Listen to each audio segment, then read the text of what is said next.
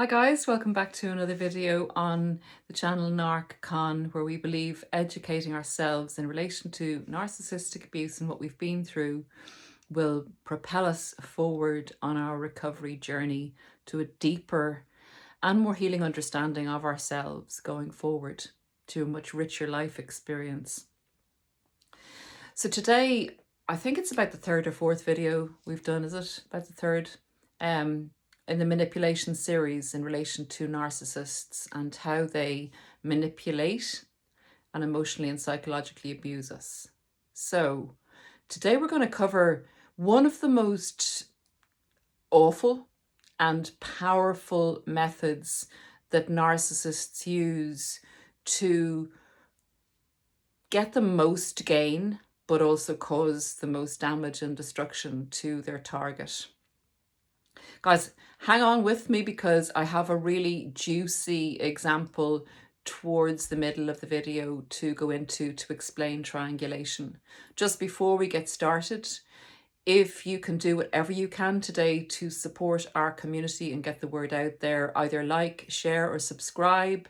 And all of the channels, I think nearly now, have a super thanks button, which makes it actually really easy for you to either give a small donation or say thanks. I think you have to give a donation if you use the button, but you can also ask a question and get a question answered or suggest a video.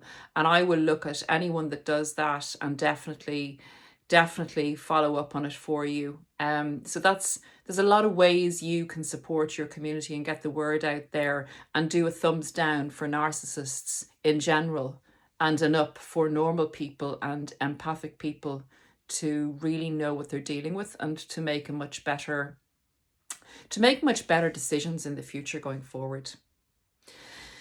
So triangulation, let's get into it.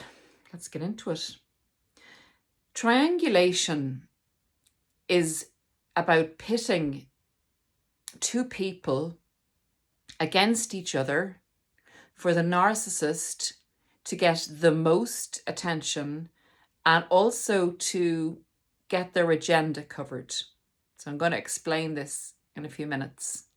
Narcissists will triangulate two people. So it's like the sides of the triangle. The narcissist is on the baseline, bringing the two sides together to have the fuel pour down on top of them. And they can also triangulate people with objects, like by saying, oh, he has a great car, you know, comparing the car to your car maybe. It's just to get to heighten emotions, to bring up jealousies, to bring up a sense of competitiveness, to bring up your instinct to help, to bring up your instinct to get more love from the narcissist. It's just a vile game. It's a game, I believe, that they learn probably on the knees of their caregivers, where they will triangulate one parent against the other, maybe friends, again, one friend against the other in the schoolyard. It's like, it's as natural as breathing to you and I, triangulating is to a narcissist. It's a major part of their playbook in gaining narcissistic supply. So how does a narcissist go about triangulating in an intimate relationship? It is translatable to other relationships, guys, but the intimate relationship is the most intense and easily identified experience of triangulation.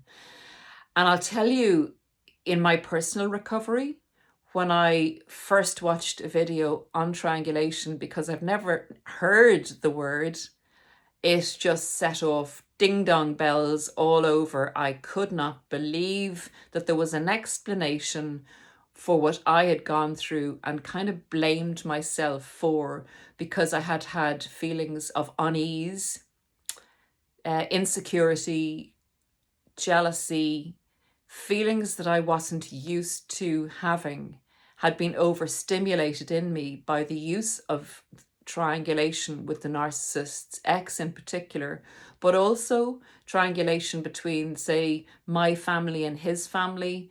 It came into everything, There was comparables with everything, other women, how they dressed, how I dressed. It was in everything.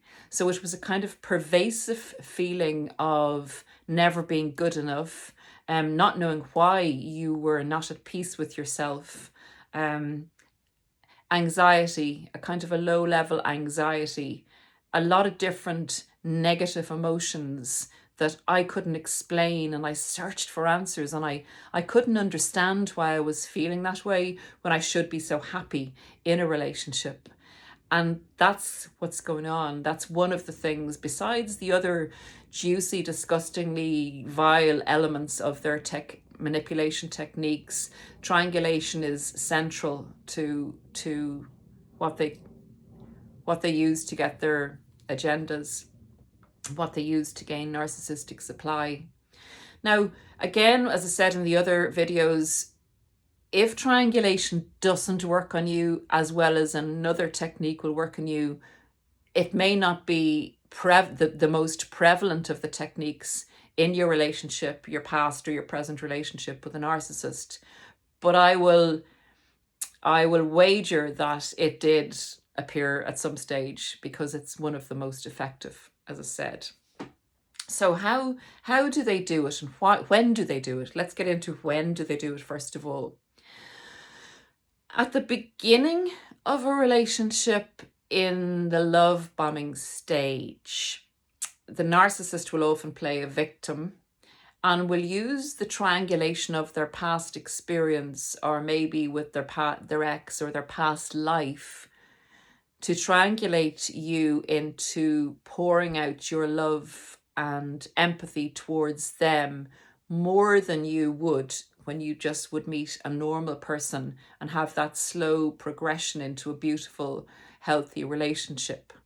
So you can be triangulated with the narcissist's past, and possibly a focal point can be their recent ex, or even they might just juice it up a bit and take 2 of their past exes in and triangulate you with them, so that you're stimulated to really fall in love with them more, feel protective towards them.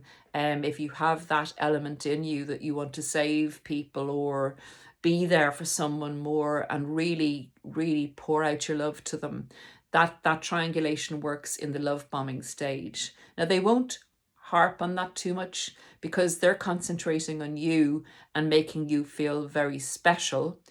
But they may just like dangle a bit of, or throw a bit of salt on that love bomb stage with the triangulation to flavor it up, so that they can actually focus on you more by telling you, you are so kind, you are just so understanding, you really see me for who I am, you believe in me, and I really adore you for who you are, the person you are, the special person you are. That's the result of your reaction to their triangulating you with their past.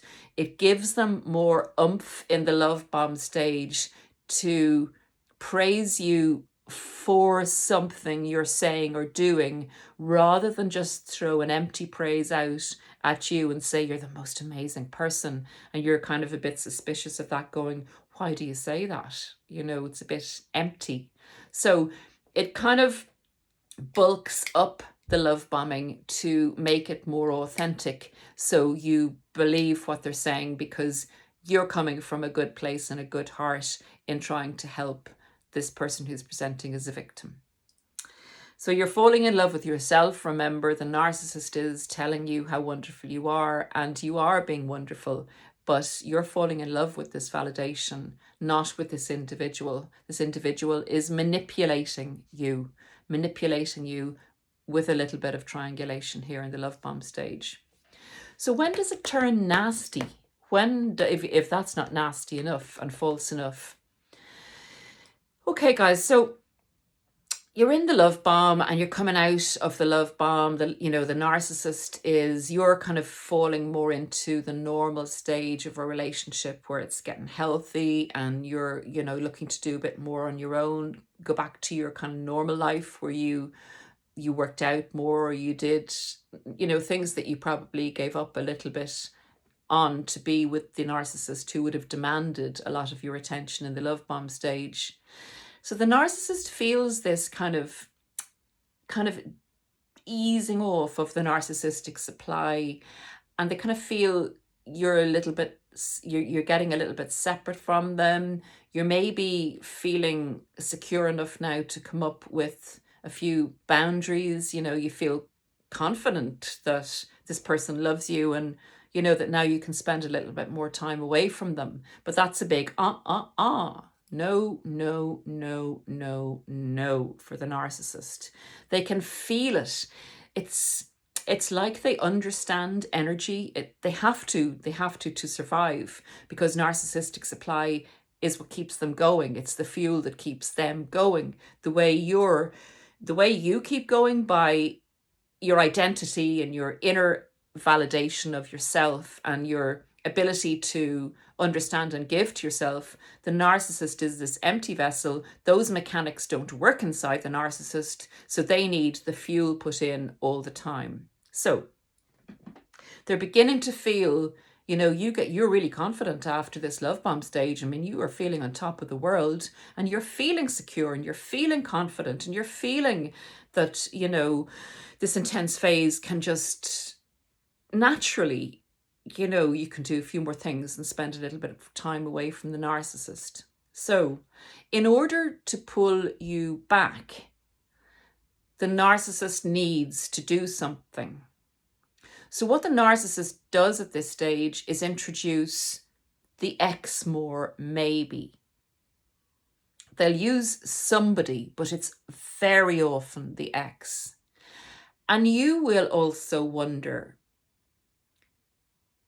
when is this X not going to be part of your relationship? When is there going to be an appropriate, healthy level of communication, quantity from this person? When are you ever going to get to the stage the future faking the narcissist has promised you, that you and he, or he and she, or she and she, or he and he are going to be the one couple, the strength together, without anyone coming into your relationship as a third person of nearly equal measure and equal importance? You never signed up for a relationship with 2 people or 3 people. The narcissist was very clear in the beginning that it was going to be you and them.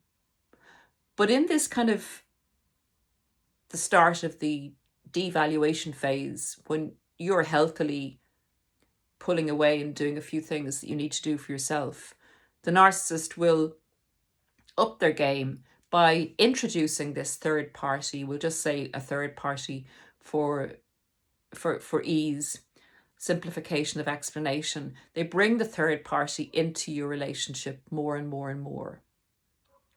Why do they do this? They do this because traditionally, if you can bring 2 opposing sides together, you create the most conflict, the most passion, and get the most drama and the most results for your book. So the narcissist may have been having a few problems with the ex.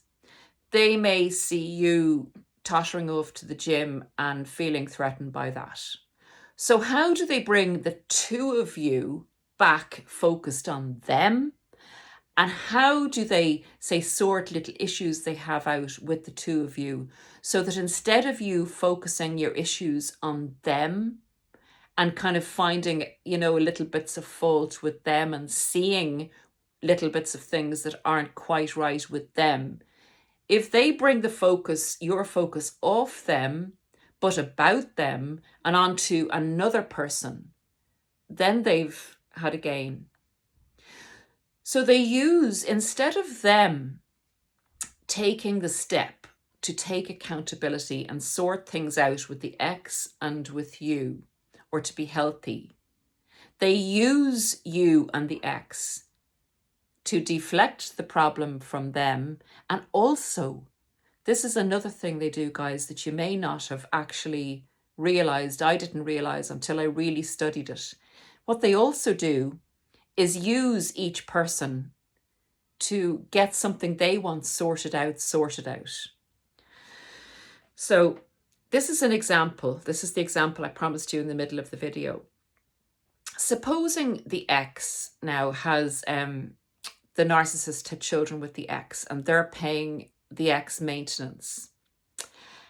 And you and the narcissist are building a life together, and you're, happy with the maintenance that they're paying the ex, and things are tottering along, and you're building for your future together. But the ex is complaining. Now, you don't even know if the ex is actually getting the maintenance, but the ex is complaining to the narcissist that they need more money. The narcissist isn't happy to give this money. But what the narcissist will use your joint money to give the ex the more money that they need. In the meantime, you'll be complaining that you guys don't have enough money to make your future plans, and that your finances are draining.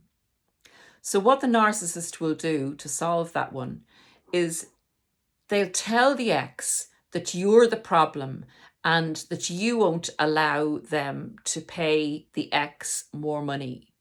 Now, they may actually not be giving your funds to the ex, the extra funds, but what they are doing is hiving off their own money and using your funds to go to the ex. So they'll set the two of you up against each other. So the ex will be blaming you because they can't get more maintenance, and you'll be blaming the ex for looking for more maintenance. So the two of you are kind of pitted at each other. The narcissist will be standing back and watching this. Because the narcissist has blamed their current partner to the ex for them not being able to give more money, and the ex will be going against the current partner, the ex will want to look good in the narcissist's eyes, because the narcissist will be saying, if only it wasn't for her, I'd be able to do this for you. And the ex will be wanting the narcissist to be on side with her and going against you. Guys, I don't want to get any more into it. I hope that you can get what I'm saying. The narcissist has a double agenda. In one, getting the attention and the drama from the two fighting parties, two, destabilizing their current relationship and making their current partner focus more on them and come back and give them the attention and fight their dirty battle for them.